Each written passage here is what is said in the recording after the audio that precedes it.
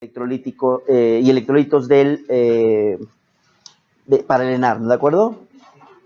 Es un poquito Borroso. Gracias, amigo.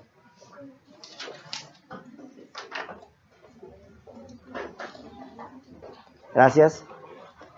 Entonces vamos a la composición corporal.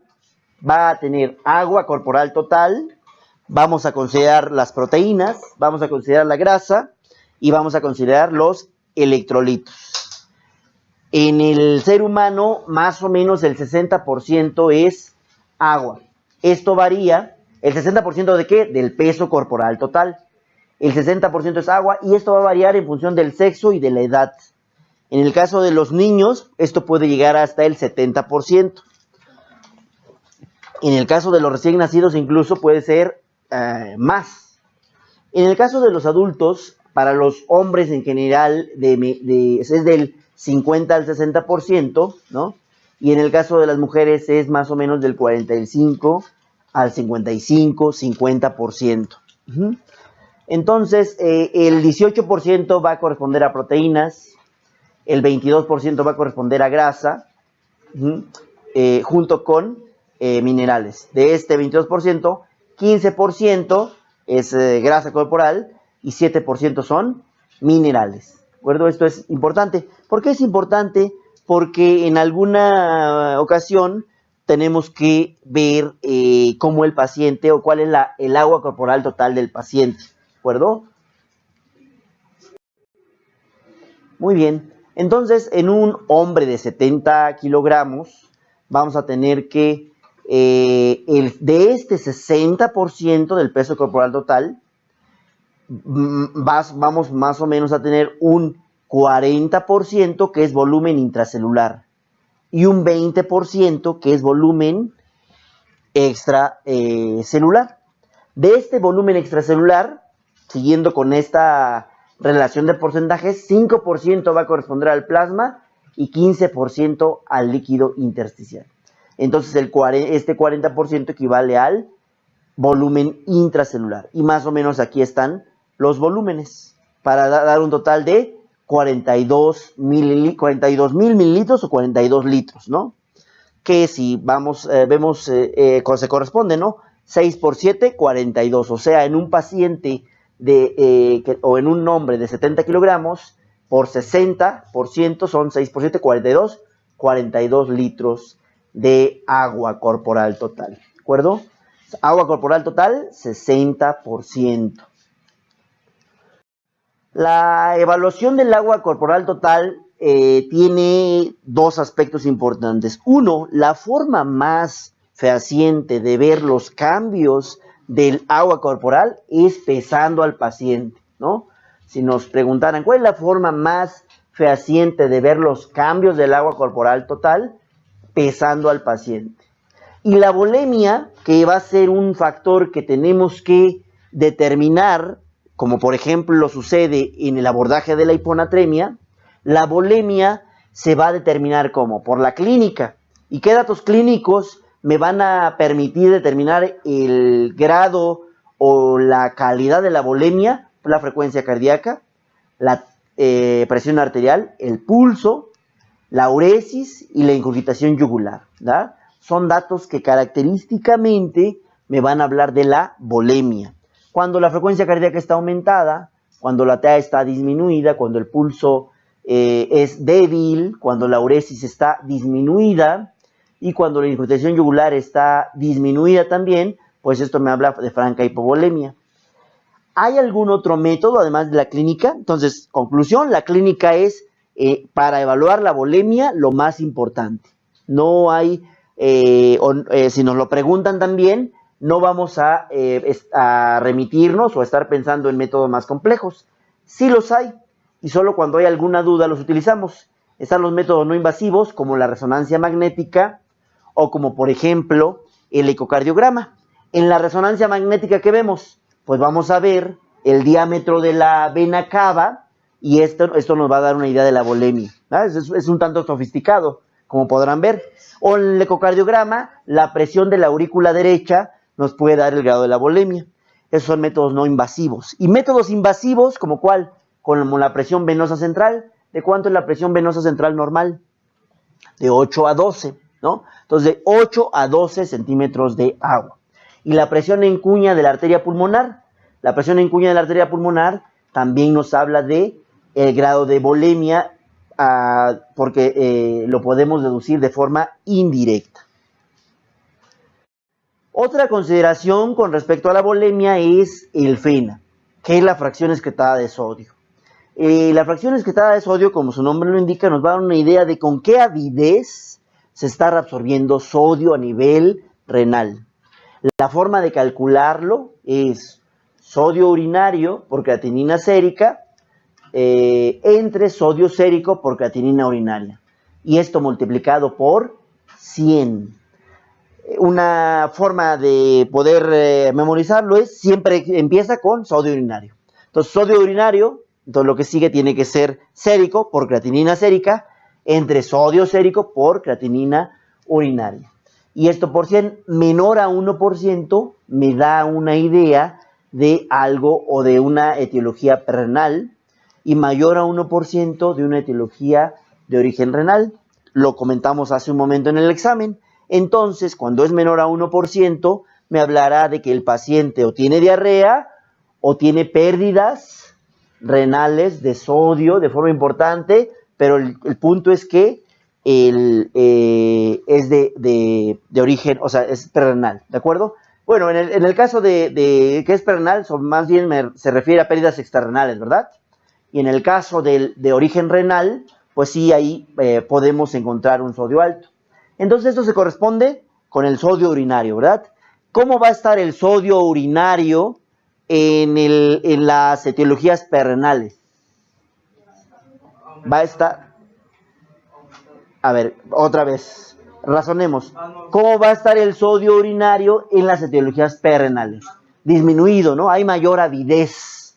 Y entonces, si el sodio urinario está disminuido, ¿cómo va a ser este cociente? Va a estar bajo, ¿de acuerdo? ¿Y cómo va a estar en las etiologías de origen renal? ¿Cómo va a estar ese sodio urinario? Aumentado, se está tirando sodio. Por ejemplo, en una necrosis tubular aguda, ya sea de origen nefrotóxico o de origen isquémico, ¿no? Y en este caso, entonces, el sodio va a estar alto y esto nos va a dar un porcentaje, un FeNA mayor a 1%. ¿Se entiende?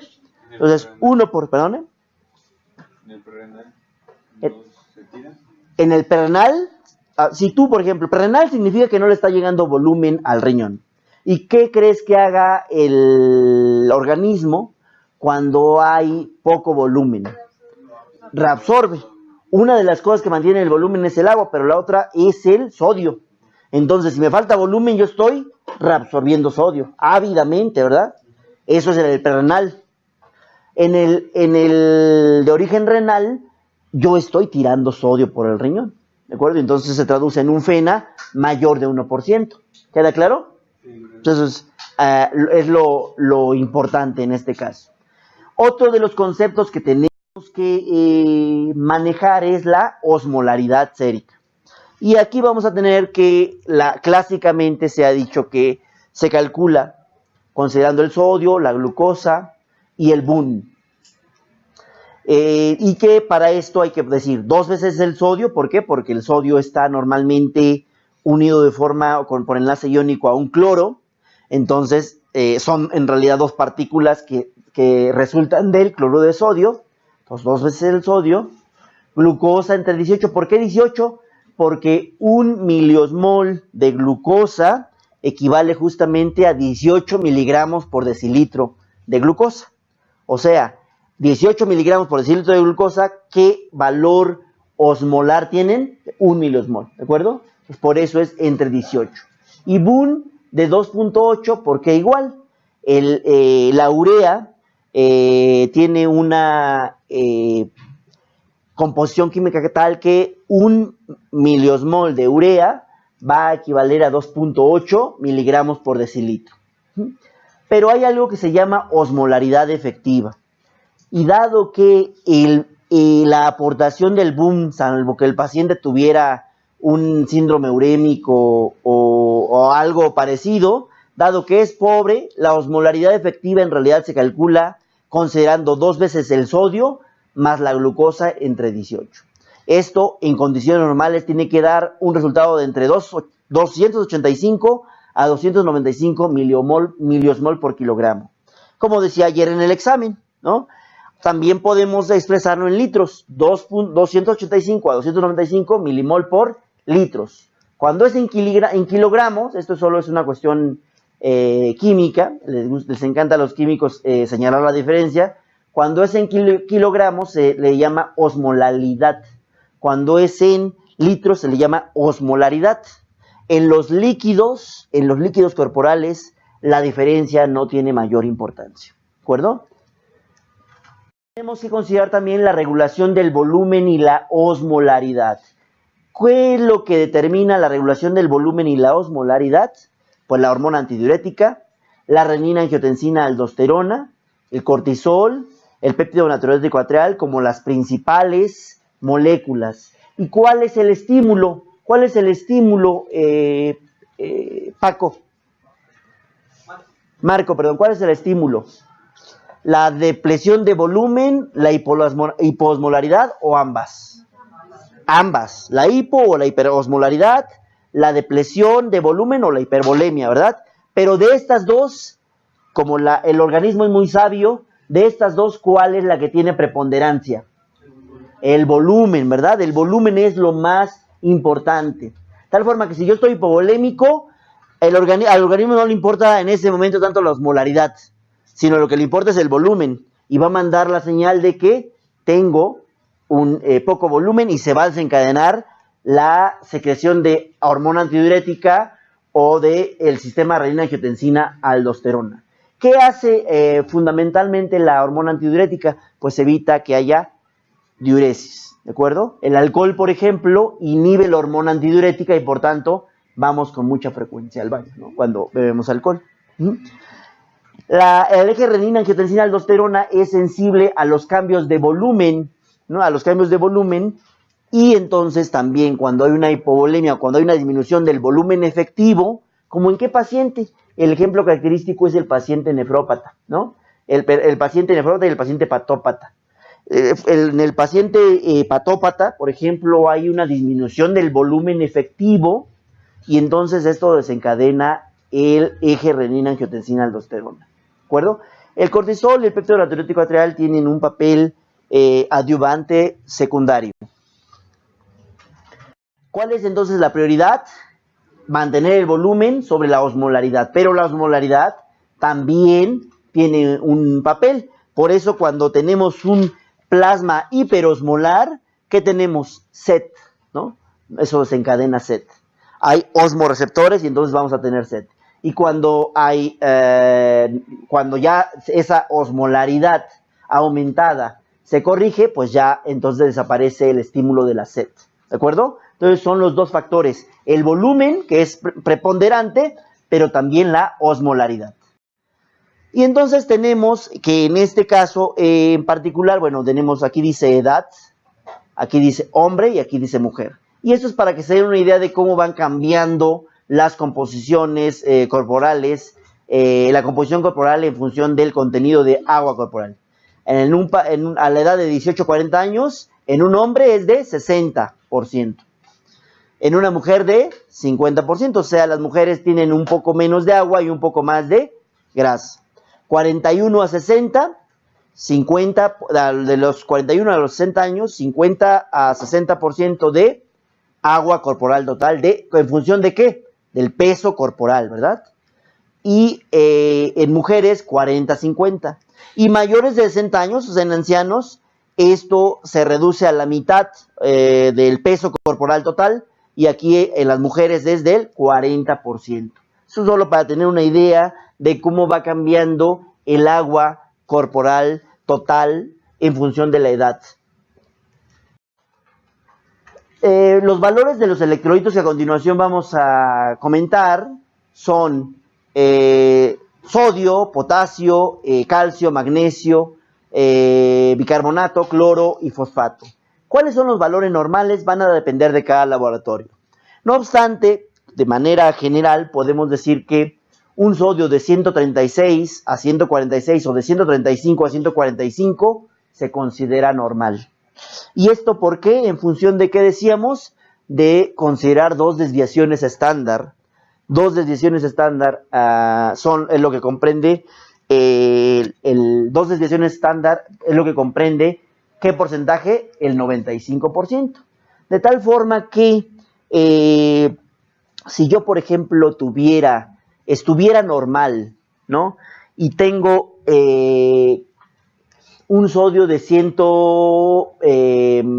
digamos, 40.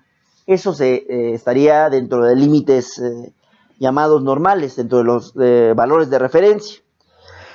Si yo, sin presentar síntomas, tuviera un sodio de 130, ¿cuál es la probabilidad? Fíjense bien, ¿cuál es la probabilidad de que yo, teniendo un sodio de 130, esté normal y no obstante sea considerado como anormal?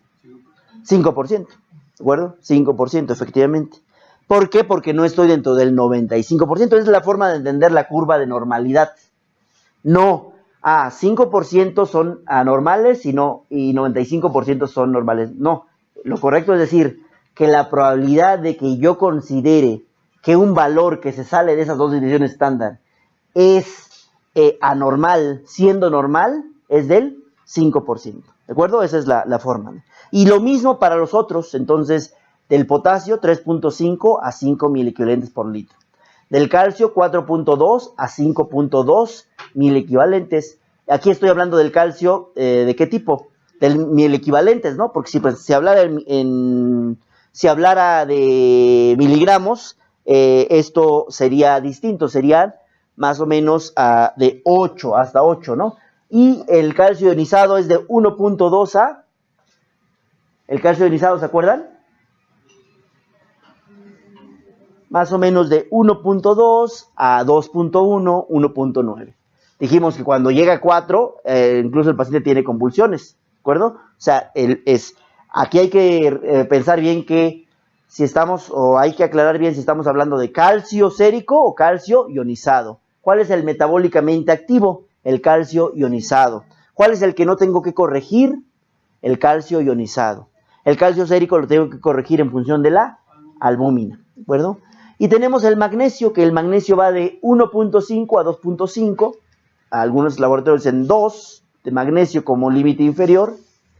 El bicarbonato, que va de 24 a 28, pero que en algunos libros van a encontrar que dice, no, desde 19 hasta 25. Entonces, como podrán observar, depende mucho del laboratorio, de cuáles sean los valores de referencia que nos marque el laboratorio.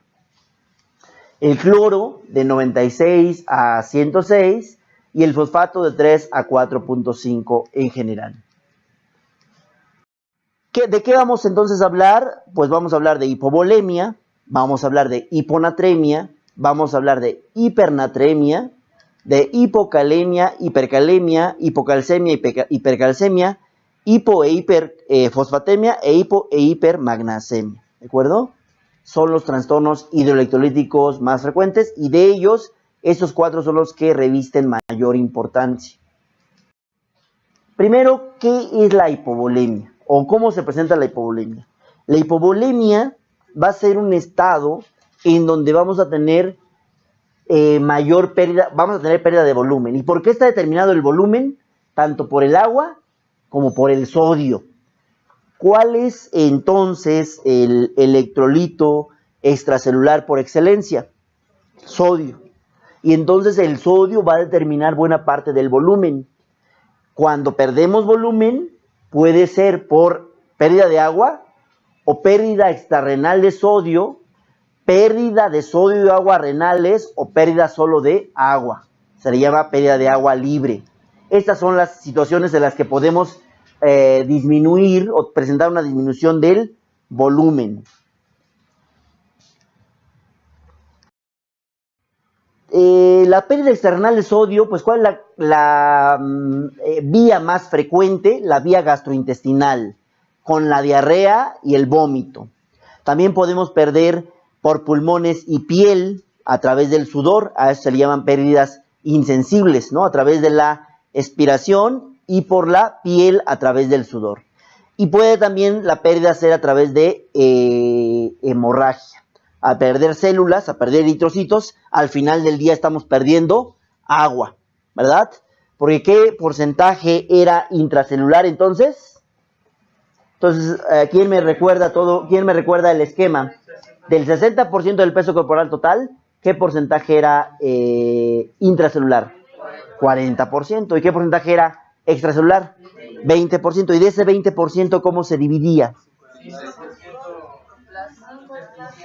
15% intersticial y 5% plasma, ¿de acuerdo? O sea, el volumen plasmático en realidad corresponde al 5% del peso corporal total. ¿Estaríamos de acuerdo con eso?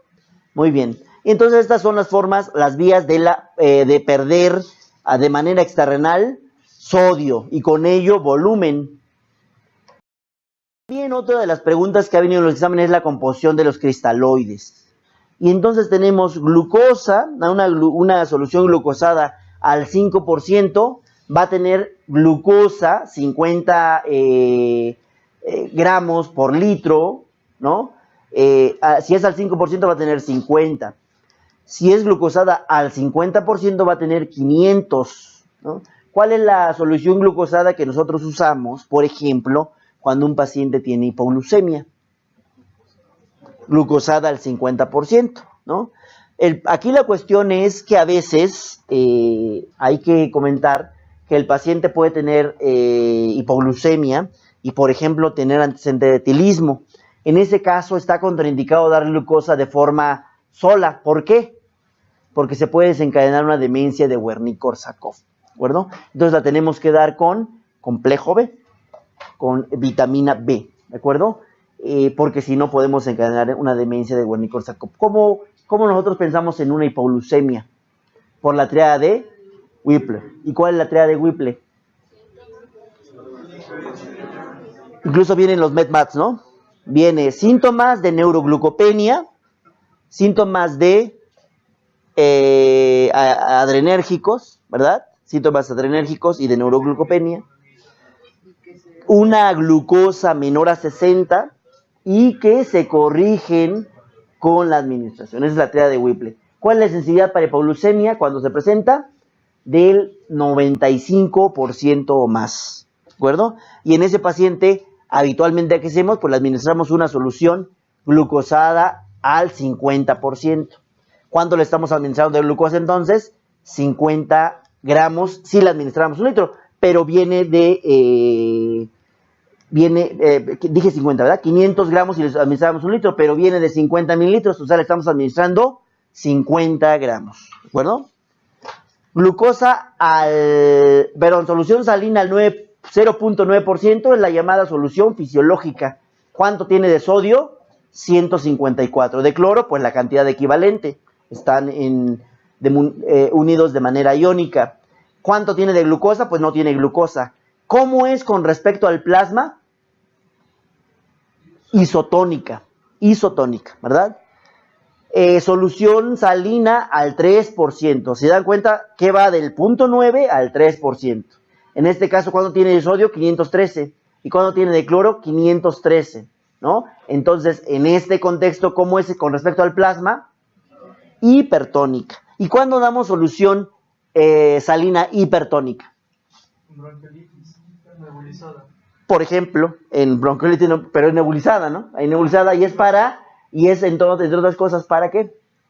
La solución hipertónica nebulizada, entre otras cosas, se utiliza para favorecer las secreciones, como ustedes comprenderán. No, pero como tratamiento se le da en la hiponatremia, pero en la hiponatremia sintomática, lo vamos a ver a continuación. Cuando la hiponatremia tiene síntomas, hay que tratarla, ¿no? Cuando la hiponatremia es aguda y hay algún síntoma, hay que tratarla, ¿de acuerdo? Son las dos preguntas que me tengo que hacer de manera prioritaria en el contexto de una hiponatremia, ¿de acuerdo? Tiene síntomas y es aguda, hay que tratarla. ¿Por qué? Porque si no, puede incluso presentar convulsiones. ¿Y qué le voy a administrar? Solución salina al 3%, que es una solución hipertónica. Solución salina al 0.45%. ¿Cómo sería esta solución con respecto a esto? Pues tendría la mitad, ¿verdad?, de concentración, o sea, tendría un sodio de 77 mil equivalentes y un cloro de 77 mil equivalentes. Esas soluciones se suelen llamar al medio. ¿Y en dónde las utilizo, Mariana? Para tratar pacientes con hipernatremia. Pacientes con hipernatremia, siempre y cuando, ¿qué decía el caso de ayer? Siempre y cuando el paciente está hemodinámicamente estable. ¿Por qué? Porque si no está hemodinámicamente estable, ¿qué es lo que predomina? ¿Qué es lo que me importa? El volumen. Sí, no me importa tanto la osmolaridad, me importa el volumen. Si el paciente está hemodinámicamente inestable, lo que más me importa es el volumen y casi que le administro lo que caiga, lo que tenga. Y bueno, lo que con mayor frecuencia tengo es solución fisiológica, ¿de acuerdo? Pero si el paciente está hemodinámicamente estable y tiene hipernatremia, lo que conceptualmente es más correcto administrar es soluciones al medio, o sea, soluciones hipotónicas. ¿Cómo es esta solución con respecto al plasma? Hipotónica, ¿verdad? Entonces, esta es para hipernatremia, esta es para hiponatremia. Pero la hiponatremia la tratamos sobre todo cuando es sintomática. Y aquí igual, aquí hay que ver cuánto de solución le vamos a administrar y eso se calcula a través del déficit de agua. Lo vamos a ver a continuación. Solución de Ringer. ¿Cuánto tiene de sodio? 147. O sea, menos que la solución salina fisiológica que llamamos. ¿Cuánto tiene de cloro? 156. ¿Cuánto tiene de potasio? 4. ¿Cuánto tiene de calcio? 2.2. ¿Cómo es con respecto al plasma esta solución? Isotónica. Vamos a ver en la tabla siguiente que algunos libros la pueden decir que es hipotónica, pero en realidad son de las isotónicas. Solución Harman. Esta sí se da con mayor frecuencia como hipotónica. Solución Harman. ¿Cuánto tiene de sodio? 131 y de cloro 111. ¿Cuánto tiene de potasio? 5. ¿Cuánto tiene de calcio? 2. ¿Y cuánto tiene el lactato? 29, ¿de acuerdo? Ahora, en este caso que comentamos, considerando este cuadro, cuáles de esas soluciones estarían contraindicadas en el caso de una hipercalemia? Es otra forma de frasear la pregunta de ayer, ¿se acuerdan? Las que estarían indicadas son Harman y Ringer lactato. ¿Cuáles daríamos en una hipocalemia? Ringer y Harman. Harman de preferencia, ¿no? En hipocalemia, ¿de acuerdo? Entonces, ¿cuáles están contraindicadas en una hipercalemia? Ringer y Harman. ¿Cuáles están contraindicadas por ejemplo, cuál está contraindicada en la hipotermia? Ringer, porque puede aumentar la acidosis láctica del paciente. Entonces, queda claro cuál es la composición y esto nos lleva a glucosa al 5%, ¿cómo es? 252 osmolaridades, hipoosmolar. Glucosa al 50% es hiperosmolar. Glucosa al 10%, creo que no viene aquí, pero ¿cómo sería? Hiperosmolar. Hiperosmolar. Solución salina, isoosmolar, la osmolaridad está entre 272 y 300. ¿Y cómo dijimos? ¿Cuál dijimos que era la que íbamos a considerar? 275 a 285 o 90, efectivamente. Solución salina al 3%, 684 de osmolaridad. ¿Cuál es? Una solución hiperosmolar o hipertónica. Solución salina al 0.45, osmolaridad de 145. La mitad, ¿verdad? O sea, la mitad de 290, ¿verdad? ¿Cómo es? Hiposmolar. Solución de Ringer, 309, más bien aquí sería isoosmolar, la mayoría, y sí, la que les había dicho Harman es hiposmolar, ¿verdad? Harman, hiposmolar. Dime. Dime. Nos dijo que la solución no está indicada en Hipotermia. hipotermia porque puede aumentar la acidosis láctica. Acidosis láctica, ¿de acuerdo? Vamos ahora a hablar de los trastornos del sodio. Los trastornos del sodio se corresponden con hiponatremia e hipernatremia. ¿Cuál es el trastorno hidroelectrolítico más frecuente? La hiponatremia, ¿de acuerdo? ¿Cuál es el tipo de hiponatremia más frecuente en el paciente hospitalizado? Es causada por el síndrome de secreción inapropiada de hormona antidiurética, ¿de acuerdo? Esa hiponatremia, ¿verdad? La más común de todas es la hiponatremia, ¿de acuerdo? Más que la hipocalemia, más que la hipercalemia, más que la hipocalcemia, más que la hipercalcemia, el trastorno hidroelectrolítico más frecuente es la hiponatremia, ¿de acuerdo? Y bueno, ¿cuáles son las preguntas que me tengo que hacer cuando veo un sodio bajo? Si somos muy estrictos y muy honestos, la primera pregunta que me tengo que hacer es, ¿lo tengo que tratar o no? Y entonces, ¿el paciente tiene síntomas? Síntomas, claro, atribuibles a la hiponatremia, esa hiponatremia es crónica o aguda. Si es aguda y tiene síntomas, me arriesgo a tratarlo, porque a lo mejor puede ser por otra causa, pero vale la pena arriesgarse a tratarlo, porque si no, puede ser muy grave. ¿Sí me explico? Si supongamos que no tiene síntomas, ok, entonces me da tiempo de pensar las posibilidades. Y ahí sí, ¿cuál sería la primera pregunta que me tengo que hacer? ¿El paciente, la osmolaridad del paciente está disminuida? Si la respuesta es sí, entonces es una hiponatremia hipotónica, es una hiponatremia verdadera, ¿sí? La osmolaridad del paciente está normal o está aumentada, esa hiponatremia entonces no se debe al sodio. Si está aumentada, ¿sí me explico? Si está normal, si es isotónica, esa hiponatremia se llama hiponatremia de tipo pseudohiponatremia, o sea, hiponatremia isotónica. Y si está aumentada incluso la osmolaridad, es una hiponatremia pero con osmolaridad aumentada, pues puede deberse a otras causas, ¿como qué? Como glucosa alta o como administración de manitol, ¿de acuerdo? Y eso se llama hiponatremia hipertónica. Entonces, ¿cuál es la que trato? La hipotónica. La primera pregunta que me tengo que hacer en una hiponatremia asintomática es la osmolaridad del paciente. ¿Y cómo calculo la osmolaridad? 2 veces el sodio más la glucosa entre 18, ¿de acuerdo? Esa es la forma de abordar una hiponatremia. ¿Cuál es? Si la hiponatremia me sale hipotónica, es una hiponatremia verdadera y hay que tratarla o hay que abordarla. Si la hiponatremia me sale isotónica, eso me habla de una pseudohiponatremia. ¿Y a qué se puede deber una pseudohiponatremia? A una hiperquilomicronemia, o sea que los kilomicrones están muy altos, los triglicéridos están muy altos o las proteínas están muy altas. O sea, es una hiponatremia ficticia, ¿de acuerdo? En cambio, si la osmolaridad me sale elevada, es una hiponatremia hipertónica, dijimos, se debe a glucosa elevada o administración de manitol. O sea, realmente la osmolaridad está elevada. Y entonces ahí tengo que corregir el sodio para la glucosa, ¿de acuerdo? ¿Cómo corrijo el sodio para la glucosa?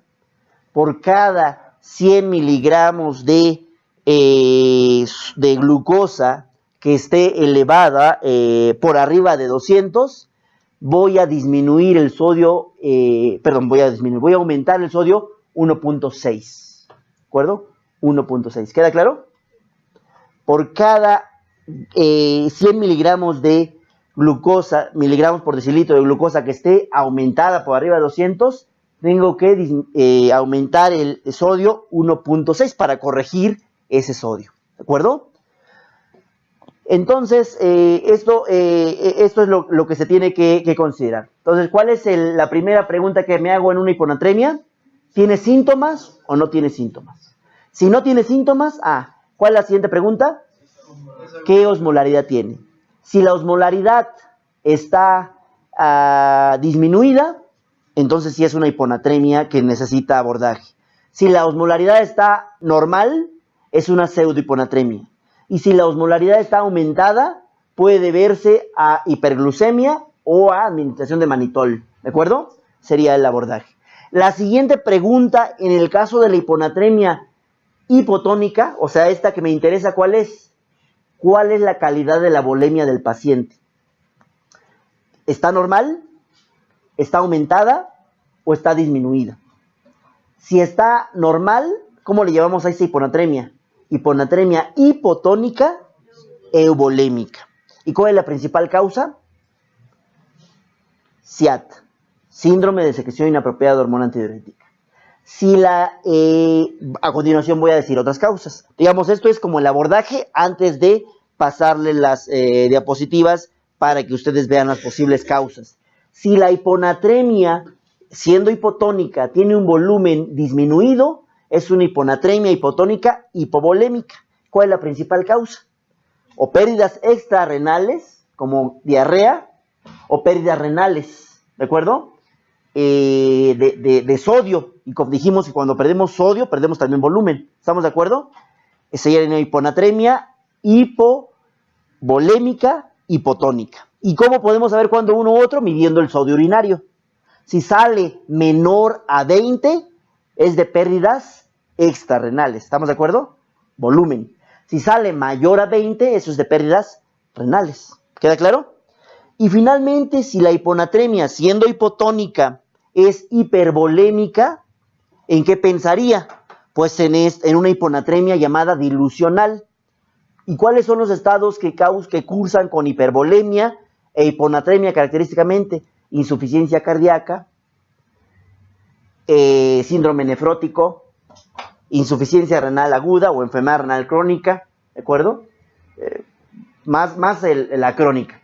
Entonces, considerando o teniendo eso en mente, ya entendimos cómo se aborda una hiponatremia. Tenemos entonces hipernatremia e hiponatremia. Y la hiponatremia severa es aquella que va más allá o más abajo de 120, o sea, 120 o menos. Cuando esta disminución es en agudo, puede incluso presentarse como coma, y entonces es una urgencia médica. O sea, una hiponatremia de 120 o menos, y sobre todo si se presenta en forma aguda, es una urgencia. ¿Por qué hay algunos pacientes que llegan con una hiponatremia de menor a 120 y no tienen síntomas? Porque es crónica. Y entonces el organismo ya se acostumbró. ¿Estamos de acuerdo? Entonces vamos a tener que, en la definición, pues vamos a tener hiponatremia con un sodio menor a 135. Hay un concepto además fundamental. En realidad, cuando estoy hablando de hiponatremia o hipernatremia, estoy hablando más que de un trastorno del sodio, de un trastorno del agua. Todo lo trastorno del sodio en realidad es un trastorno del agua. Por eso, conceptualmente hablando, es un tanto incorrecto decir que es un trastorno del sodio, porque el sodio total no está alterado probablemente, pero la concentración de agua está alterada. Entonces, los trastornos del sodio son trastornos de agua, ¿no?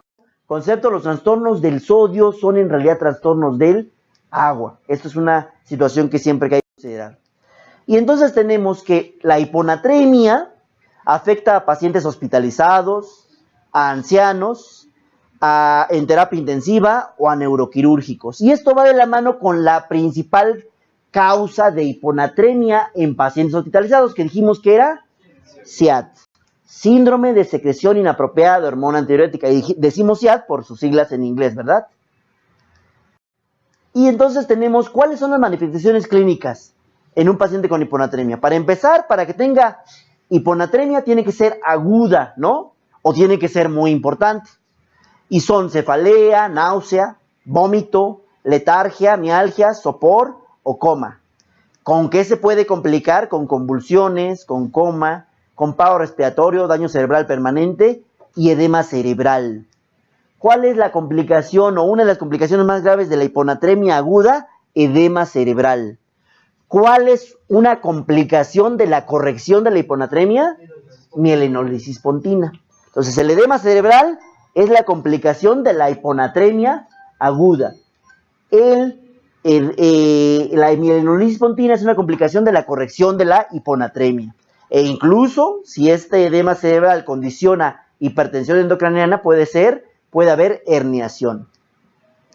Y entonces aquí tenemos que para definir si es una hiponatremia que nos interese, la primera, en una hiponatremia asintomática, tenemos que preguntarnos la osmolaridad sérica.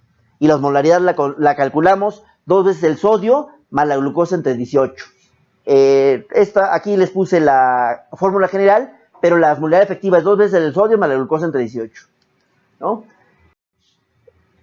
Podemos tener una encefalopatía secundaria a edema cerebral secundario a hiponatremia. O sea, la complicación más importante es el edema cerebral. ¿Y cómo lo vemos en la tomografía? Pues no vemos surcos, ¿no?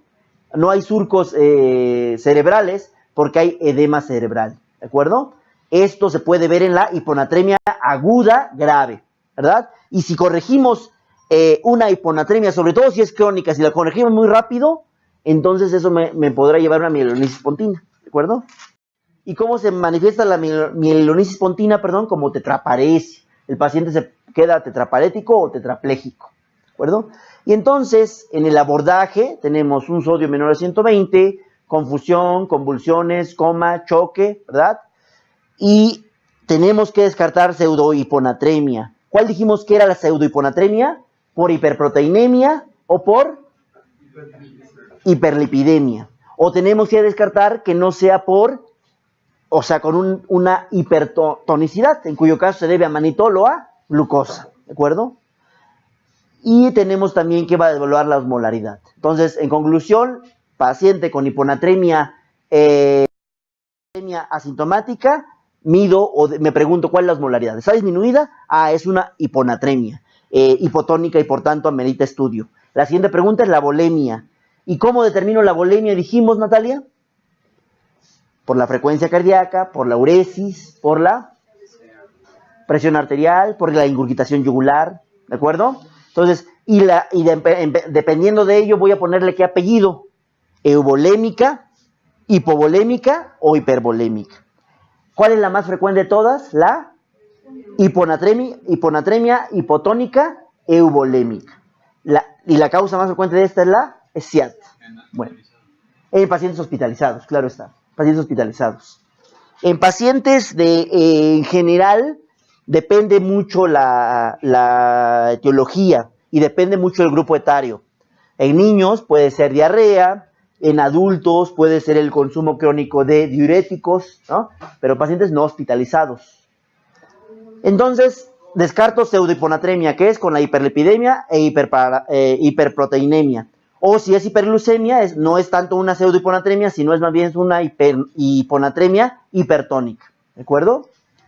Y entonces, lo siguiente es ponerle apellido en función del volumen, como comentábamos con Natalia.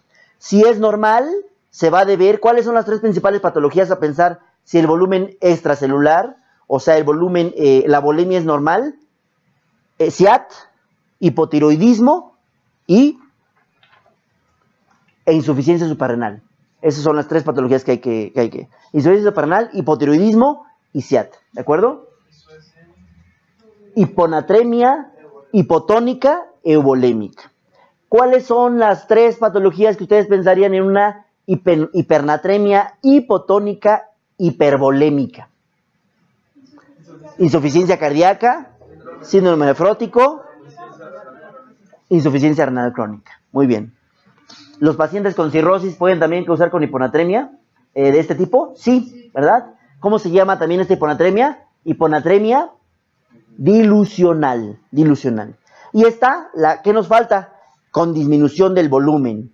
Y entonces con disminución del volumen puede ser por pérdida de renal o extrarrenal. Pérdida extrarrenal, entonces son vómito, diarrea. Pérdida intrarrenal, pérdida renal, pues entonces puede tener necrosis tubular aguda, por ejemplo. ¿Y cómo lo vamos a evaluar? Si es renal o extrarrenal, midiendo el sodio urinario.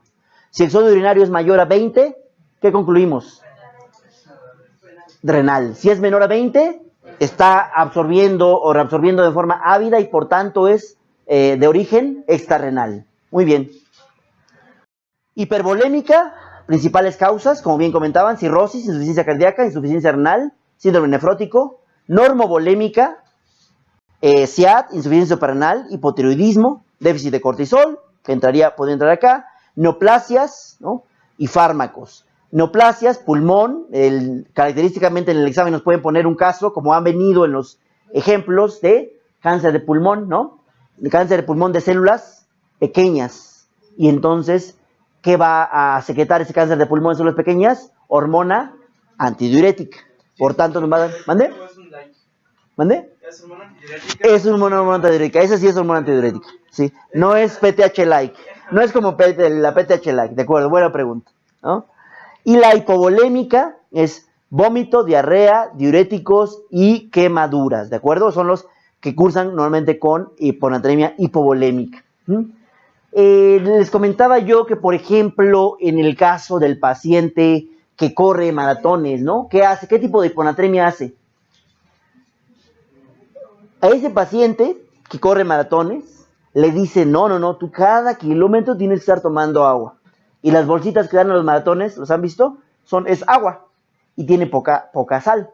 Entonces, ¿qué tipo de líquido se está metiendo? Hipotónico. Por tanto, ¿está metiendo más soluto o más líquido? Más líquido.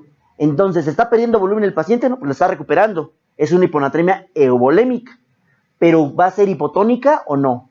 Va a ser hipotónica. Va a ser una hiponatremia hipotónica euvolémica. Entonces, ¿en qué categoría se presentaría el paciente que corre maratones? Normovolémica hipotónica. Normovolémica hipotónica. Si no, fíjense bien, pregunta, si no tomara agua, ¿qué en realidad con qué trastorno hidroelectrolítico nos llegaría? ¿Con qué trastorno hidroelectrolítico nos llegaría? Hipernatremia hipovolémica. ¿Sí me explico? Hipernatremia hipovolémica. Pero como está tomando líquido, el volumen está recuperándolo, pero no está recuperando el soluto. ¿Se entiende? Y por tanto, entonces está llegando con una hiponatremia hipotónica euvolémica. ¿De acuerdo? Otro trastorno, hiponatremia. ¿Qué hiponatremia se presenta en la potomanía o psicógena? O sea, ustedes saben que hay pacientes psiquiátricos que tienen comportamientos medio atípicos, ¿no? Y uno de ellos es estar tomando agua. Tiene manías. Uno de ellos es estar tomando agua, constantemente agua. Y ese paciente está tomando y tomando agua. Llegan a tomar a veces hasta más de 10 litros. ¿Qué tipo de hiponatremia creen que haga? Pero está funcionando bien todo lo demás. Uno pensaría que dilucional, ¿no? Pero en realidad cursan con hiponatremia hipotónica, pero están orinando. Pero orinan fundamentalmente más soluto. Entonces tienen una hiponatremia hipotónica, sí, pero tienen una hiponatremia euvolémica. Euvolémica, ¿de acuerdo?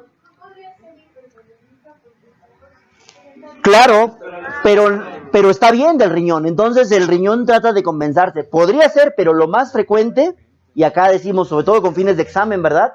Es hiponatremia hipotónica, o sea, de la verdadera, de la que nos interesa, pero euvolémica.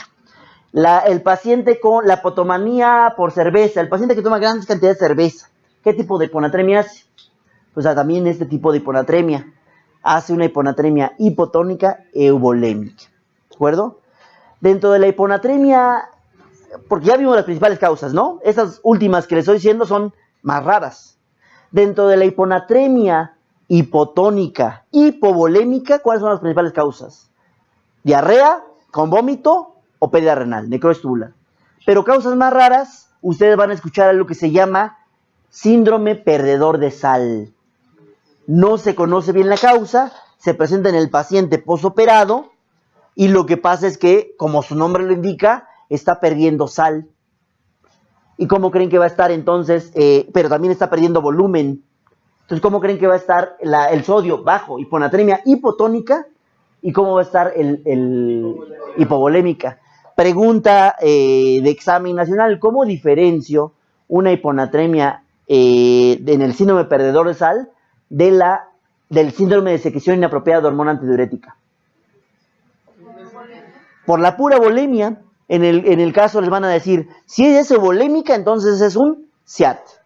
Si es hipovolémica, puede ser un síndrome perdedor de sal. ¿En qué contexto? En el contexto del paciente hospitalizado, con un trauma craneal, etcétera. ¿De acuerdo?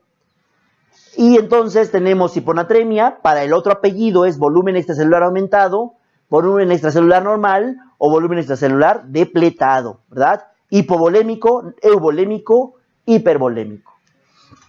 Dentro del volumen extracelular aumentado, pues vamos a tener edema, vamos a tener ascitis, el sodio urinario normalmente, en estos casos, si es mayor a 20, no se puede hablar de un origen renal. Si es menor a 10, nos puede hablar de cirrosis, síndrome nefrótico, SIAD, ¿de acuerdo? Volumen extracelular normal. La principal causa, insisto, es SIAD. ¿Cómo está el sodio urinario? Característicamente mayor a 20, pero no mucho mayor a 20, ¿de acuerdo? Osmolaridad urinaria.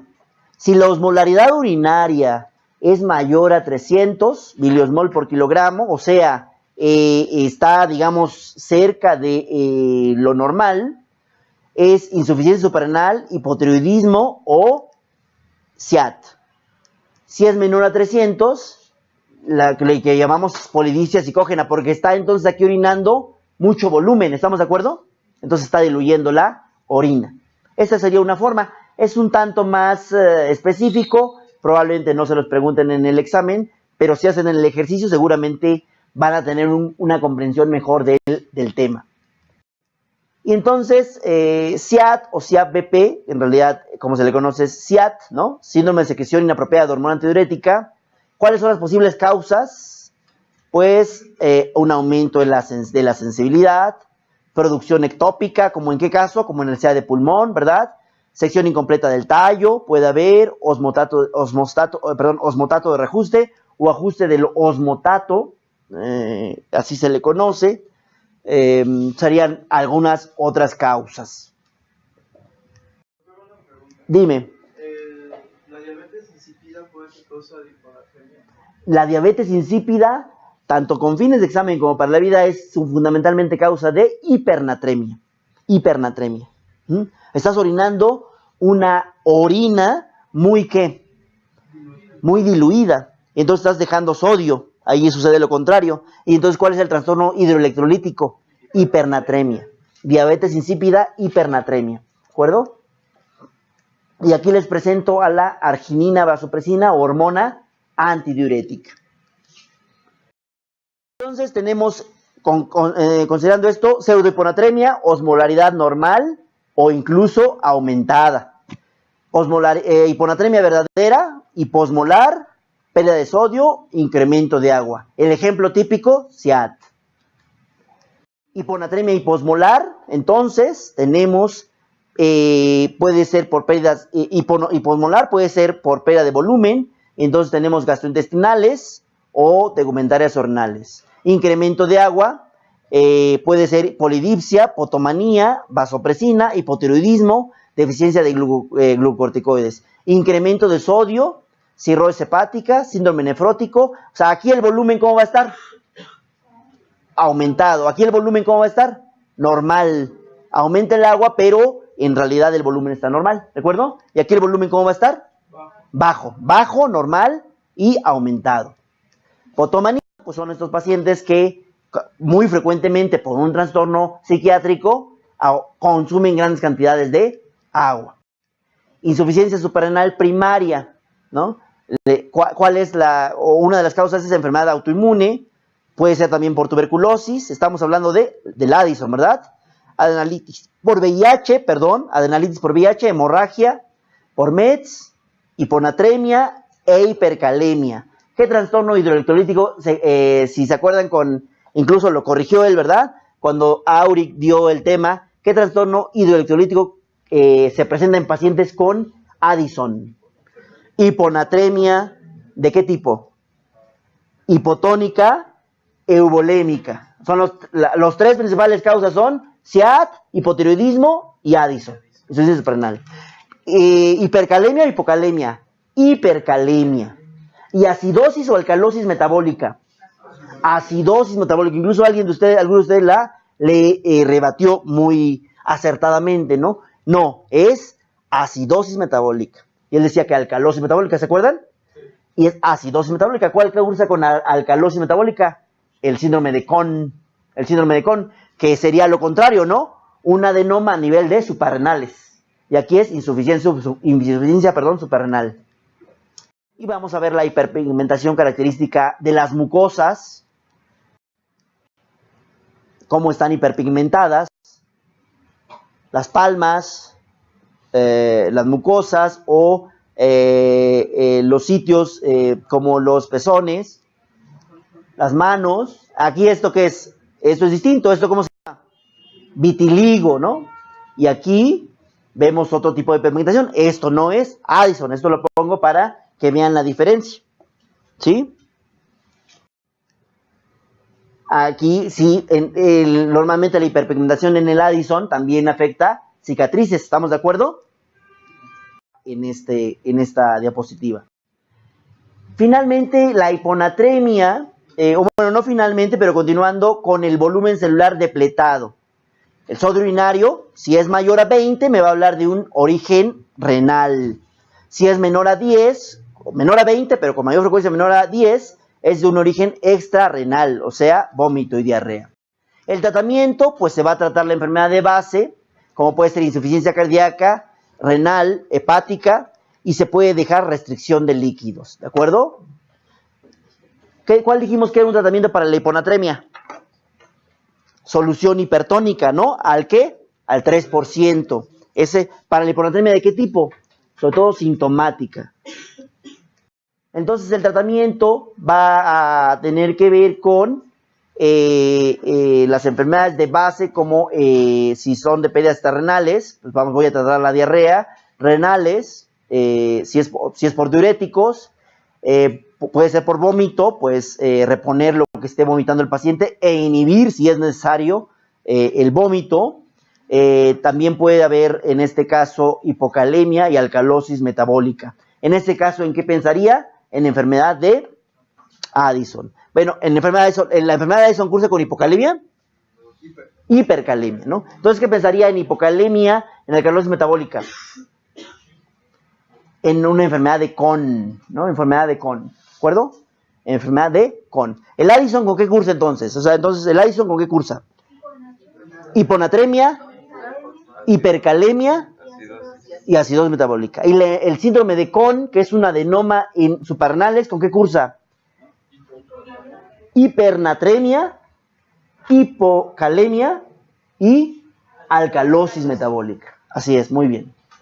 SIAD, bueno, ¿cómo lo vamos a tratar? Restricción de líquidos, furosemide, en algunos casos, demeclociclina, que puede en algunos casos estar indicado, y fludrocortisona, que tiene un efecto mineralocorticoide también, aunque en realidad esto es solo en algunos casos. Entonces, si yo les pregunto, ¿cuál es el tratamiento principal en el SIAD? Restricción de líquidos, correcto. Es la restricción de líquidos, ¿de acuerdo? ¿Qué dijimos que puede causar la hiponatremia? Edema cerebral. ¿Y qué dijimos que puede causar la restitución de sodio de forma aguda, de forma agresiva? Mielinolisis pontina, ¿no? Y aquí vemos la mielinolisis pontina, ¿sí? Y aquí se ven incluso lesiones no solo pontinas, sino extrapontinas, dice, ¿verdad? Continuamos con la hipernatremia. Entonces, ¿hasta aquí queda claro la hiponatremia? Vamos con la hipernatremia. La hipernatremia, pues es un trastorno más frecuente o menos frecuente que la hiponatremia. Menos frecuente, y fundamentalmente es un déficit de agua. En el caso, dijimos entonces que los trastornos de sodio pueden ser concebidos como trastornos más bien del agua. Aquí lo que en realidad estamos tratando o estamos considerando es un déficit de agua. Por tanto, el paciente normalmente, ¿cómo va a estar? Hipovolémico. O sea, el paciente hipovolémico va a cursar con hipernatremia, ¿de acuerdo? Cuando hablamos de hipernatremia, cuando el sodio es mayor a 145. Vamos a tener déficit de agua y podemos tener aumento relativo o total o absoluto de sodio, ¿de acuerdo? Entonces, ¿cómo va a estar la orina? Cuando decimos hipernatremia, nos imaginamos una orina de la diabetes insípida, ¿no? ¿Y cómo va a estar la orina? Muy, muy diluida. ¿Por qué? Porque como un mecanismo compensatorio, en realidad lo que estamos reabsorbiendo es sodio, ¿verdad? Y se está tirando agua. La diabetes insípida puede ser de dos tipos, central o nefrogénica. La diabetes insípida central se debe a alteraciones craneales o alteraciones intracerebrales. La diabetes insípida nefrogénica se puede deber a ciertos fármacos, como cuáles, como el litio. ¿El litio en qué enfermedad se ocupa? En el trastorno bipolar, ¿no? Como puede ser también la diabetes insípida puede deberse a trastornos hidroelectrolíticos, ¿como cuál? Dijimos, ¿no? Hipercalcemia. ¿Qué otro trastorno hidroelectrolítico puede condicionar una diabetes insípida nefrogénica? Hipocalemia. ¿De acuerdo? Hipocalemia. ¿Qué trastornos hidroelectrolíticos aumentan la toxicidad por digitálicos? Hipocalemia e hipercalcemia. ¿De acuerdo? ¿Qué trastornos hidroelectrolíticos causan diabetes insípida nefrogénica? Hipercalcemia e hipocalemia. La hipernatremia. Debemos entonces checar volumen extracelular. El paciente puede estar normovolémico, no es la regla. La regla es que esté hipovolémico, ¿no? Y entonces aquí tenemos que considerar si las pérdidas son extrarrenales o renales. Entonces, volumen urinario menor a 750 milimol por día. ¿Se acuerdan de la pregunta de ayer? En un paciente con hipernatremia, ¿cuál sería el escenario de un paciente con diabetes insípida? Un volumen urinario muy alto, un sodio alto o disminuido, alto, y cómo estaría la osmolaridad urinaria, baja, y la densidad urinaria también baja, ¿no? En ese paciente, ¿qué puedo hacer? Una prueba con desmopresina, ¿estamos de acuerdo? Y si la prueba es positiva, en ese sentido, puedo estar hablando de una diabetes insípida, ¿de acuerdo? Diabetes insípida central o nefrogénica. Central, si responde a desmopresina, ¿no? Aumento en la osmolaridad urinaria, diabetes insípida central. No cambios, o sea, no responde, entonces hablamos de una diabetes insípida nefrogénica, ¿de acuerdo? Entonces, ante una posibilidad de diabetes insípida, ¿cuál va a ser entonces el trastorno de la diabetes insípida? ¿Trastorno hidroelectrolítico? Hipernatremia con el volumen disminuido. ¿De qué? Bueno, hipernatremia, el volumen, el paciente está deshidratado, está hipovolémico, ¿sí? ¿Y cómo está la orina? Aumentada, la osmolaridad disminuida y la densidad disminuida también, ¿verdad? Entonces, o puede ser una diuresis osmótica por diuréticos, ¿no? También en este caso. Bueno, el punto es que la hipernatremia también puede dividirse en hipovolémica, euvolémica o hipervolémica, ¿de acuerdo? Pero ¿cuál es la más frecuente de todas? Hipovolémica. Casi siempre cuando yo diga hipernatremia, voy a pensar que hay una hipervolemia, hipovolemia, perdón. Y puede ser por pérdidas renales o por pérdidas extrarrenales. Y la euvolémica puede ser diabetes insípida central también, o diabetes insípida nefrogénica. Y la hipervolémica, exceso de sodio, como puede ser aldosteronismo primario, Cushing o administración de bicarbonato. En realidad es raro. Por eso, por ejemplo, a los pacientes con enfermedad renal crónica, a veces por mejorar la acidosis les dan bicarbonato. Y entonces el bicarbonato, que le damos bicarbonato de sodio, aumentaría la volemia, ¿no? Y entonces aumentaría la retención hídrica. ¿De acuerdo? Diabetes insípida central, bueno, es una deficiencia de hormona antidiurética.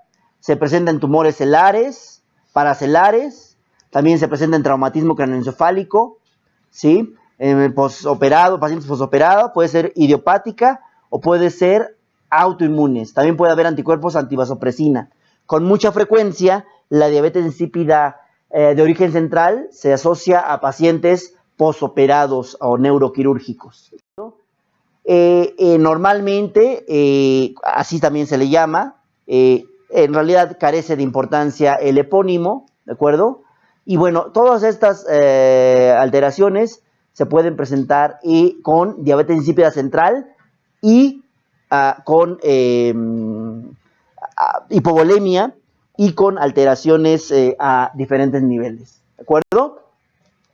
El tratamiento El tratamiento pues es el tratamiento que es volumen, reponer el déficit de agua. ¿Y cómo calculo el déficit de agua? El déficit de agua lo voy a calcular así. Sodio menos 140, ¿es sodio qué? Sodio real o medido, menos 140 entre 140 por agua corporal total. En un paciente de 70 kilogramos, ¿cuánto es el agua corporal total?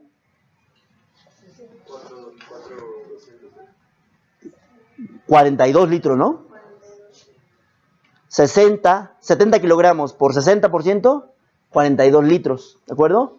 Y eso por lo que salga de restarle al sodio medido 140, que 140 ¿por qué? Porque es el sodio ideal, entre 140.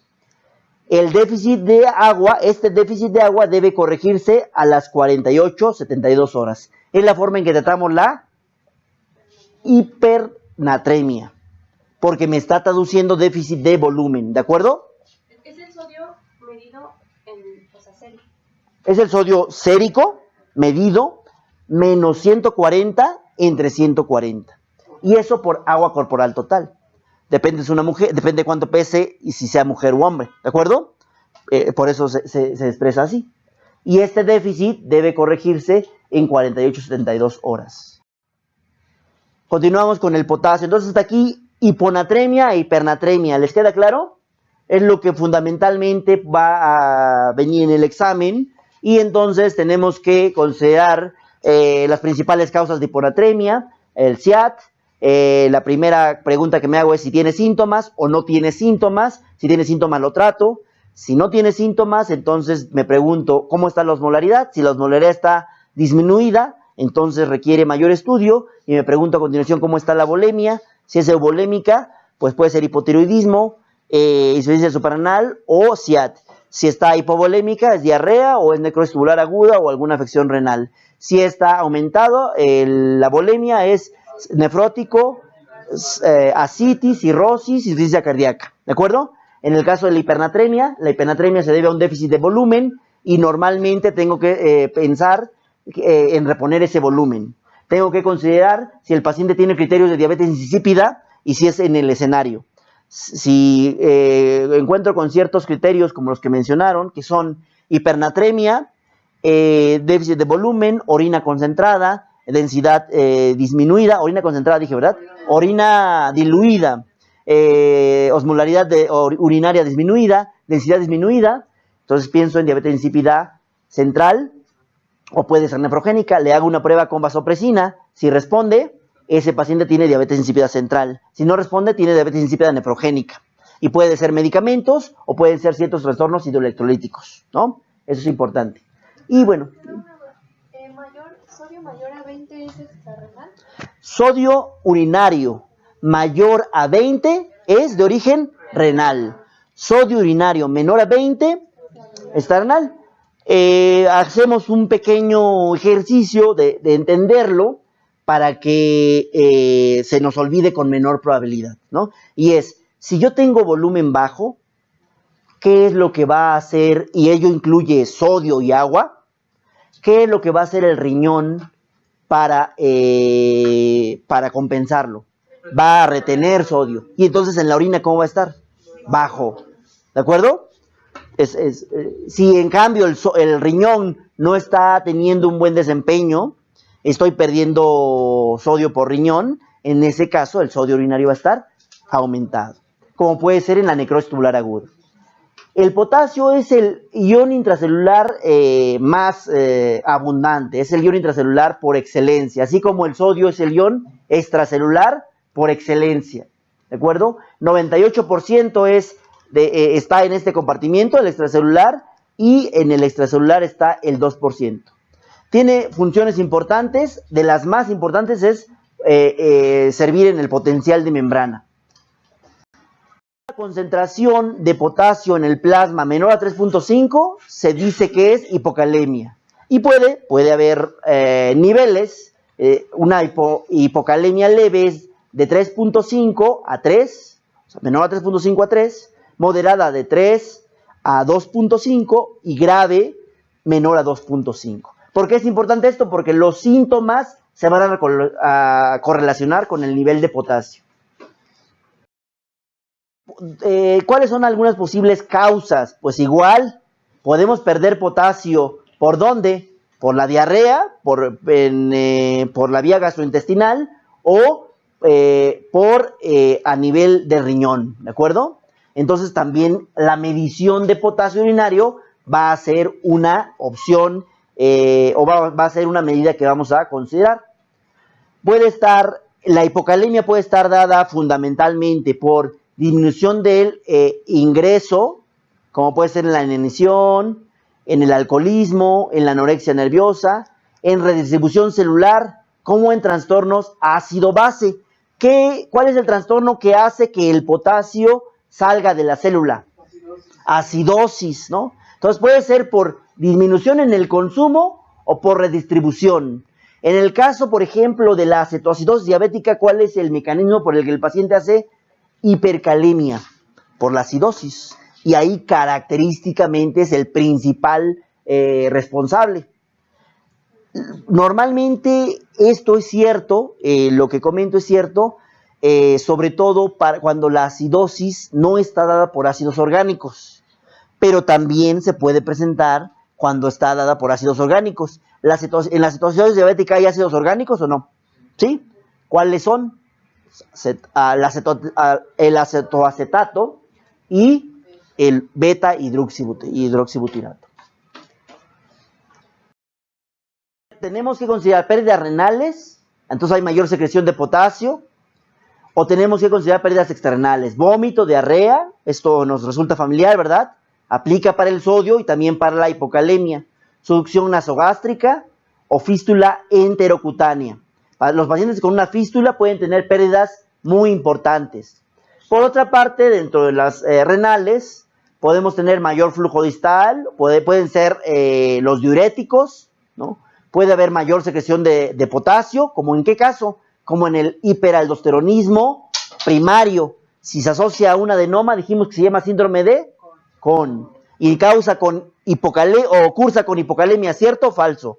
Cierto, ¿sí? Cierto. En cambio, en el Addison, que es la contraparte, cursa con hipercalemia, ¿no? Entonces, cualquier exceso de mineralocorticoides, ¿no? Cushing, Barter, la ingesta de Regalis, son causas de hipocalemia. Ciertos medicamentos, como cuáles, diuréticos, de estos, ¿cuál es el más frecuentemente implicado? Furosemide. Anfotericina B, causa hipocalemia.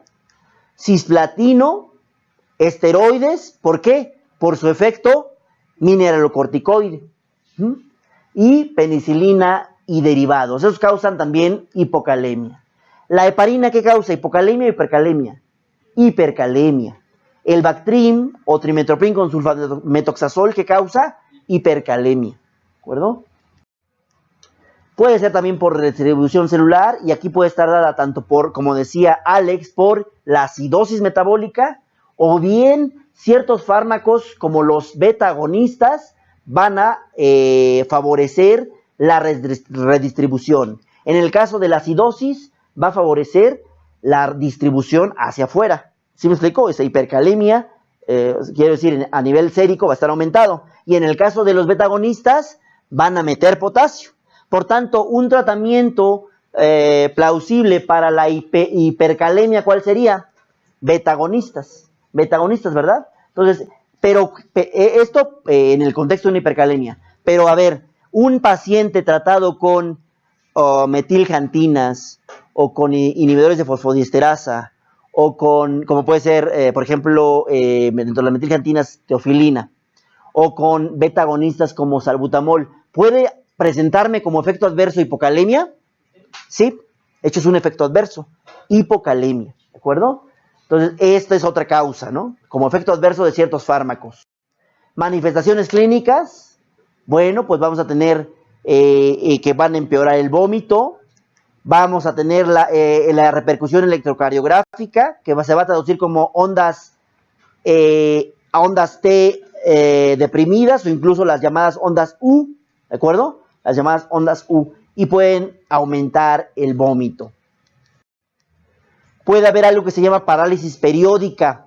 Es una entidad, la parálisis periódica puede ser hipercalémica o hipocalémica. En ambos casos hay una prevalencia alta de asociación con enfermedad tiroidea, con hiper o con hipotiroidismo, ¿de acuerdo? ¿Y cómo se presenta el paciente? De repente un buen día, después de una cena en la noche, al siguiente día, no puede moverse.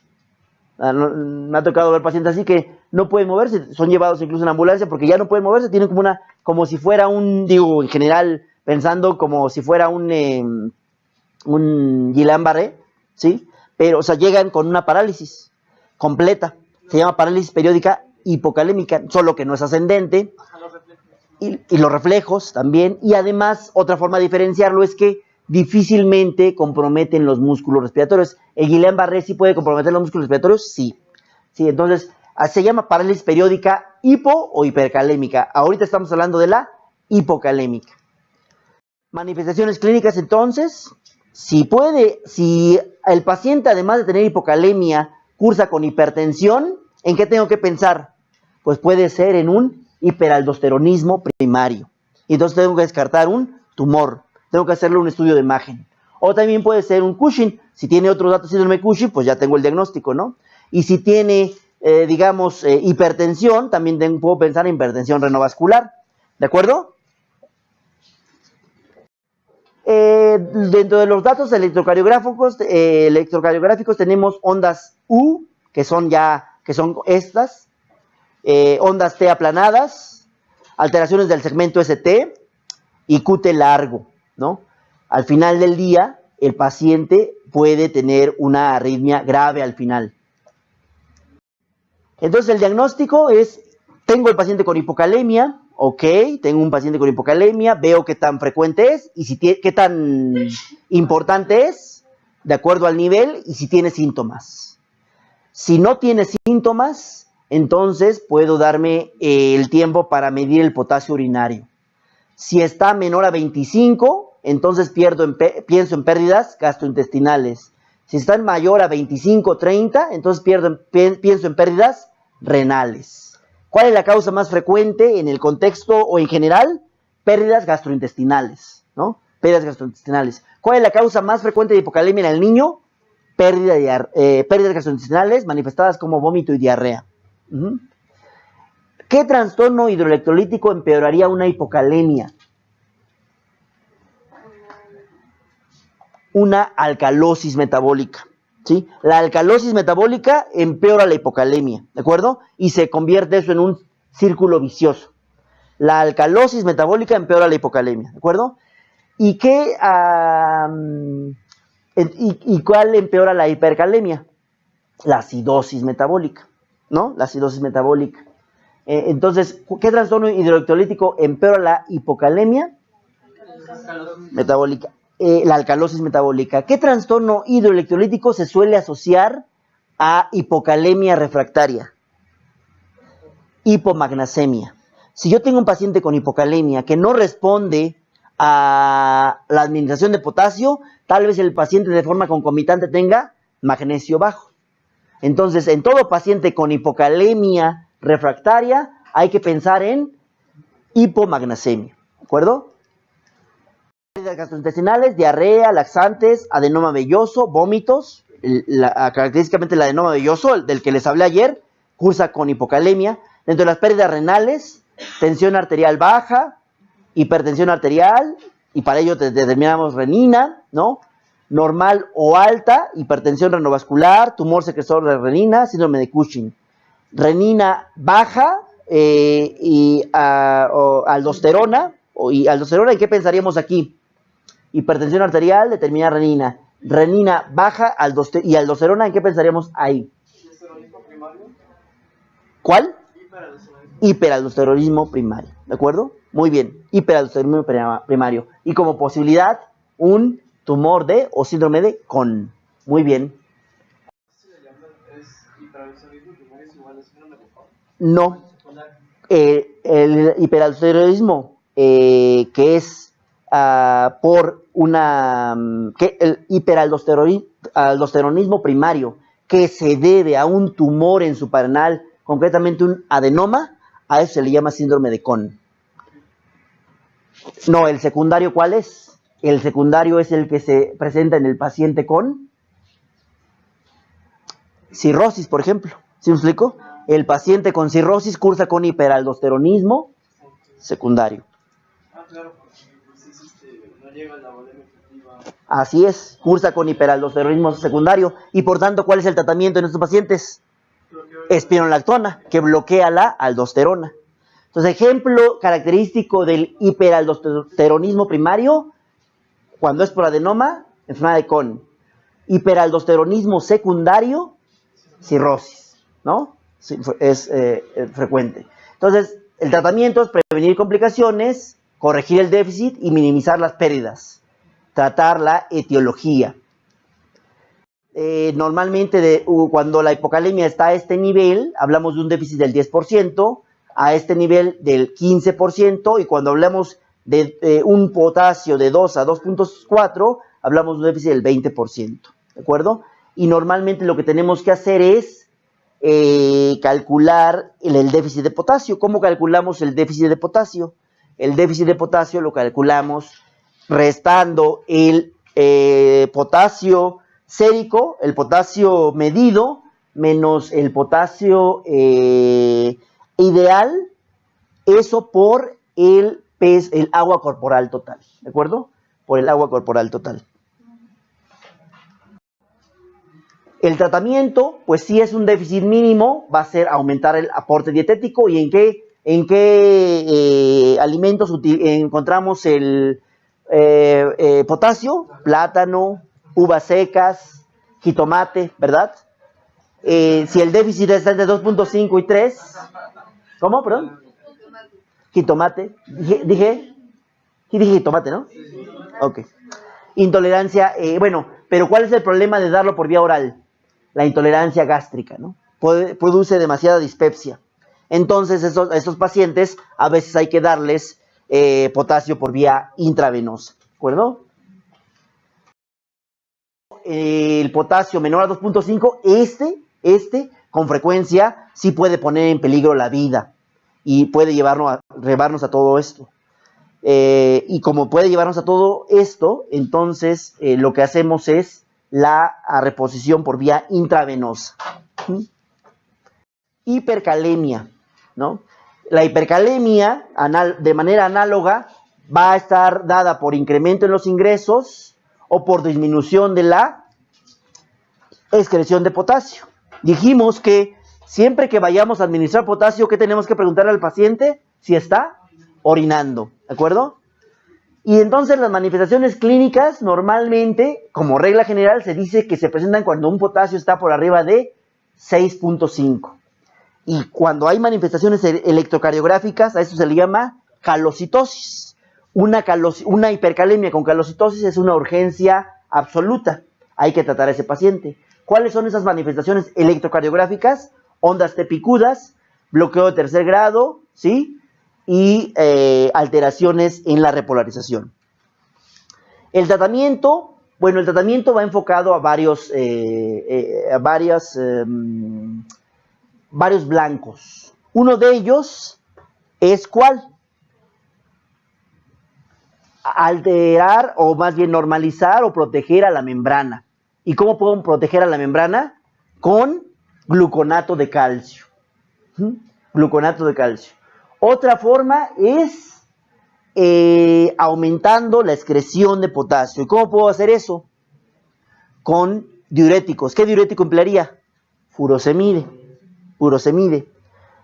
Esto me va a ser de utilidad si el paciente está orinando, ¿de acuerdo? Pero si no está orinando, no me va a servir de mucho. ¿Qué otra medida tengo? Las llamadas soluciones polarizantes o polarizadas. ¿Y cómo normalmente puedo preparar una solución? Pues tomo insulina y la mezclo con glucosa, ¿de acuerdo? Y entonces el paciente, la insulina, ¿qué va a hacer? La insulina va a... ¿Qué va a hacer? Meter el potasio y saca sodio. Entonces, en este contexto, nos va a servir para la hipercalemia. También podemos dar bicarbonato de sodio. ¿Qué va a hacer el bicarbonato de sodio? Va a mejorar la acidosis, ¿sí? Y ya que la acidosis empeora la hipercalemia, si tratamos la acidosis, esperamos que mejore la hipercalemia, ¿de acuerdo? Entonces, esto es el tratamiento. No les mencioné todas las causas, pero bueno, son todas estas. Incluye desde rabdomiólisis, síndrome de lisis tumoral, el ejercicio vigoroso, el incremento de la liberación como en la hemólisis, ¿no? La insuficiencia renal y el Addison cursan con hipercalemia. ¿Cuál será la principal causa? De lo que les ha tocado ver, ¿cuál creen que sea la principal causa? Insuficiencia renal, ¿no? Enfermedad renal crónica en el paciente diabético. Llega con hipercalemia y entonces pone a correr a todo el mundo, ¿de acuerdo? Primero para tomar un electro y si tiene datos de calocitosis, para darle tratamiento médico, que digamos, dame 4 medidas para la hipercalemia, Natalia. ¿Está orinando el paciente? Furosemide, ¿no? 2. Soluciones polarizantes, o sea, insulina con glucosa, bicarbonato, salbutamol, cayexilato, o sea, resinas de intercambio, ¿y qué otra faltaría? Y en lo que el tratamiento médico hace efecto, lo que haces es que le hablas al nefrólogo para que lo hemodialice. ¿De acuerdo? Sería el tratamiento de elección, la hemodiálisis. Pero como la hemodiálisis no siempre la tenemos al momento, entonces, en lo que le hablamos al nefrólogo, instalábamos tratamiento médico. Porque sí puede este paciente tener una arritmia. ¿Cuáles serían las manifestaciones? Dijimos, ondas T picudas, bloqueos. Puede tener, por ejemplo, de hecho viene aquí, puede tener ondas T acuminadas, puede tener ensanchamiento del QRS, de los complejos, y ya esto se llama fibrilación ventricular. O sea, puede terminar en la fibrilación ventricular. La fibrilación ventricular es una arritmia letal, ¿de acuerdo? Pero es una arritmia letal reversible, y eso es lo importante. El tratamiento para la hipocalcemia es administración de calcio normalmente con gluconato de calcio por vía intravenosa. 4 a 6 ámpulas, se las pasas en 4 horas y tomas el control de calcio, ¿de acuerdo? A veces no te puedes esperar a corroborar si es una hipocalcemia o no. Si tienes síntomas, piensas que es por el calcio. ¿Y qué síntomas vas a esperar? Tetania, Chevostec, Trousseau. Y entonces, si tienes síntomas, hay que tratarlo. ¿De acuerdo? De hecho, cuando hacen operación de paratiroides, les dejan dosis altísimas de calcio porque lo principal que hacen es tetania como la supresión. En agudo, claro que sí. Igual que en los otros trastornos hidroelectrolíticos, la presentación depende de la velocidad en que se instaure.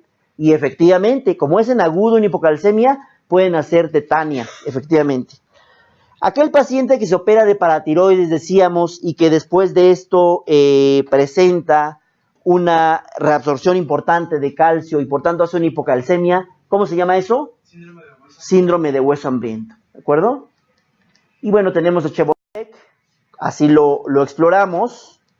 Trousseau, es el espasmo carpopedal, aquí es el espasmo carpal, ¿verdad? Pero también puede ser a nivel de los pies, del pie. Entonces, y vamos a tener que se presenta de esta forma. Dijimos que hay un escenario en donde por una hipocalcemia con afección del calcio ionizado se presentaba tetania. ¿Cuál era? En pacientes con trastornos de ansiedad. Mujer de 25 años que tuvo una discusión con su pareja y empieza con un trastorno de ansiedad, empieza a hiperventilar, hace una alcalosis metabólica y secundariamente hace una hipocalcemia. Le medimos el calcio sérico y está normal, pero le pedimos el calcio ionizado y ahí sí está alterado. Y eso es por la alcalosis metabólica, ¿de acuerdo? Signo de Trousseau. Alteraciones del QT, hipercalcemia e hipocalcemia, ¿no? ¿Cuál es? En este caso está acortado o alargado. Acortado. Y en este caso está alargado. La hipercalcemia es el otro trastorno que sigue y ya hablamos de él, pero solo vamos a mencionar algunos puntos clave. Es un calcio mayor a 9 mil-equivalentes. ¿Cuál es la principal causa? En el paciente ambulatorio, ¿cuál es la principal causa? Hiperparatiroidismo primario, ¿de acuerdo? Podemos también tenerlo en pacientes con diálisis, en pacientes con neoplasias, en el contexto de un síndrome paraneoplásico. ¿Cuál es la neoplasia más frecuentemente implicada? Sea de pulmón, ¿de acuerdo? Por una PTH-like, ya no se le va a olvidar a Alejandro, ¿verdad? Por un péptido relacionado con paratormona. La que es mieloma múltiple, ¿no? Y en este caso puede estar, o la hipercalcemia puede ser multifactorial. El cáncer de pulmón, ya dijimos, el de mama por lesiones líticas, el de próstata también, son lesiones blásticas, el de riñón, puede haber también litiasis asociada a la hipercalcemia, ¿no? ¿Y cuáles son las manifestaciones? Pues además de la enfermedad de base, vamos a tener coma, confusión, QT corto, vamos a tener otro tipo de arritmias relacionadas con esta, y podemos tener pseudogota, ¿no? Pseudogota, que característicamente qué tipo de comportamiento de la luz polarizada nos da la pseudogota. Birrefringencia, ¿no? Birrefringencia positiva o negativa. Positiva. En cambio, la gota es negativa, ¿verdad? El tratamiento, pues el tratamiento, dijimos, ¿no? ¿Cuál sería el tratamiento en un paciente? Hidratarlo muy bien. 2, ¿se le puede dar diurético o no? Sí, pero ¿qué diurético? ¿Diacidas? No, diacidas está mal, ¿no? Sería, porque las tecidas, entonces, ¿qué diurético le daríamos? ASA, diurético de ASA. ¿Qué otro tratamiento? Bifosfonatos. ¿Qué otro? Sinacalcet, sobre todo si es dependiente de paratormona. ¿Qué otro? Calcitonina, si hay lesiones líticas. ¿De acuerdo? Eso es lo que normalmente le damos al paciente con hipercalcemia. Y en algunos casos también se puede dar hidrocortisona. La hipercalcemia grave, por ejemplo, si tuviera el paciente, como decían ayer, bueno, pero no tiene convulsiones, ¿no? El paciente con hipercalcemia, estoy de acuerdo. Pero bueno, no todos los casos son tan típicos. Pero bueno, si tuviera convulsiones, que sería una de las complicaciones graves, el paciente puede requerir diálisis, ¿de acuerdo? Diálisis. Depósitos de calcio, estos son los depósitos de calcio. ¿Y eso cómo se llama? Los depósitos de calcio en vasos sobre todo, pero también en otros órganos, calcifilaxia. Esos son metástasis cálcicas. ¿Y en quiénes son frecuentes? ¿En pacientes que tienen hipercalcemia maligna o en quién más? En pacientes con enfermedad renal crónica. ¿Por qué? El producto fósforo-calcio es mayor a 70. Cuando el producto fósforo-calcio es mayor a 70, hablamos de que hay mayor riesgo de metástasis cálcicas, ¿de acuerdo? Cuando el producto fósforo-calcio es mayor a 70. ¿Cómo está el fósforo en el paciente con hiperparatiroidismo primario? Disminuido. Y en el paciente con hiperparatiroidismo secundario, aumentado, ¿no? Y frecuentemente con enfermedad renal crónica. Entonces estamos de acuerdo. Cuando en el paciente con enfermedad renal crónica el producto fósforo-calcio es mayor a 70, tienes que tener mucho cuidado de administrarle calcio. O sea, en ese caso no le tendrías que administrar calcio porque podría llevar a metástasis cálcica, ¿de acuerdo? Depósito de calcio a nivel de vasos, a nivel de cerebro. Y bueno, finalmente, ¿a qué se puede asociar la hipofosfatemia entonces? A la miólisis, ¿verdad? Así es. Bueno, en el caso del, o sea, como complicación o como presentación, el síndrome de lisis tumoral cursa con Hipercalcemia y también hiperfosfatemia, ¿no? Okay. Y estamos con, ahora sí, hiperfosfatemia. Más de 5 miligramos por decilitro. Las causas son la más frecuente, enfermedad renal crónica, y secundaria, ¿qué? A diabetes mellitus, ¿no? Puede estar en cetocidosis diabética o en cetocidosis alcohólica. Más frecuente en cetocidosis alcohólica, ¿no? ¿Y el tratamiento cuál será? Gluconato de calcio. Magnesio. Ya, ahora sí, con eso terminamos. Las funciones, pues es el segundo catión intracelular. ¿Mande? Estabiliza las membranas, es esencial en procesos enzimáticos y metabólicos y es cofactor en las reacciones de ATP, ¿no? Regula los canales de calcio, por tanto el magnesio se puede asociar a, estamos de acuerdo, ¿verdad? El magnesio se puede asociar a hipocalcemia o hipercalcemia. tiene que ver en la secreción de PTH y el metabolismo puede estar regulado también por aldosterona, ¿de acuerdo? ¿Cuáles son los valores normales? Habíamos dicho de 1.5 a 1.7 a 2.3. ¿Cuál es el trastorno hidroelectrolítico al que se asocia más frecuente la hipomagnesemia? A la hipocalemia. Toda hipocalemia refractaria hay que descartar que no tenga hipomagnesemia, ¿de acuerdo? Entonces, cifras de magnesio menores a 1.7, es frecuente que los pacientes se encuentren en UCI o que se presenten pacientes graves, igual que el potasio se puede asociar y que el sodio se puede asociar a pérdidas gastrointestinales y a pérdidas renales, ¿no? ¿Y cuál creen que es el tratamiento? Sulfato de magnesio, ¿de acuerdo? Y aquí, ¿por qué puse esto? Porque esto que es torsa de pois, que también se asocia a, y también se da sulfato de magnesio, ¿verdad? Aquí, perdón. Bien, entonces la hipermagnesemia, ahora sí para terminar, el magnesio está mayor a 2.3, se presenta en la enfermedad renal con frecuencia y normalmente también puede ser una complicación de pacientes con eclampsia, preeclampsia tratadas, ¿de acuerdo? También se puede presentar cuando se administran sales de magnesio en pacientes con casi ahogamiento. ¿Cuáles son las manifestaciones clínicas? Son cardiovasculares, con mucha frecuencia, bradicardia. Puede haber incluso asistolia, ¿de acuerdo? Y bueno, puede cursar con hipocalcemia o hipercalcemia. Entonces, el magnesio está frecuentemente asociado tanto a la hipocalemia como a la hipercalemia, más a la hipocalemia, y la hipermagnesemia puede causar hipocalcemia o hipercalcemia, ¿de acuerdo? ¿Por qué? Porque el magnesio tiene que ver con la secreción de paratormona y puede dar cuadriplejía, ileo o retención aguda de orina. Doctor, ¿qué sería más común, la hipercalcemia o la hipercalcemia? ¿En cuál? Perdón.